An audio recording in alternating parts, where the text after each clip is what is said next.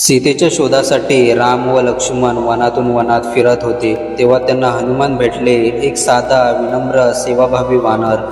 कोणालाच त्या क्षणी कळलं नव्हतं की हाच साधा दिसणारा भक्त इतिहासातील सर्वात अद्वितीय पराक्रम करणारा आहे.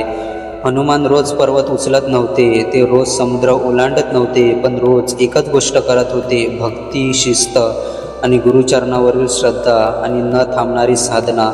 सीतेचा शोध लागल्यावर, नंतर समुद्रासमोर उभे राहिल्यावर त्यांच्या नियमित साधनेची शक्ती एका क्षणी प्रकट झाली.